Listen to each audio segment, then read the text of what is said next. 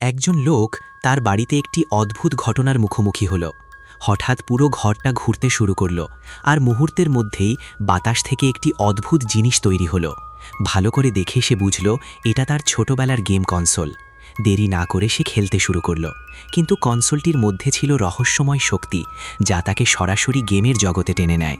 সেখানে গেমের চরিত্রগুলো তাকে আক্রমণ করতে থাকে, আর সে হাইটেক অস্ত্র দিয়ে তাদের একে একে হারায়। সে ভাবছিল বড় গেট পার হলেই বাস্তবে ফিরবে, কিন্তু হঠাৎই সে সুপার মারিওর জগতে পৌঁছে যায়। পাইপ দিয়ে এগোতে এগোতে আবার আরেকটি ফ্যান্টাসি গেমের দুনিয়ায় ঢুকে পড়ে।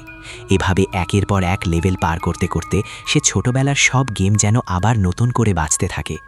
অসংখ্য কঠিন চ্যালেঞ্জ পার করার পর সে প্রায় পাগল হয়ে যাওয়ার মতো অবস্থায় পৌঁছে যায়।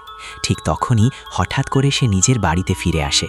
কিছুক্ষণ আগের ঘটনাগুলো মনে করে সে হাসবে না কাঁদবে বুঝতে পারে না, কিন্তু পরের মুহূর্তেই অসাবধানতাবশত আবার গেম কনসোল ছুঁতেই সে আবার সেই গেমের জগতে টেনে নেওয়া হয়, আর হয়তো এবার আর কখনোই বের হতে পারবে না।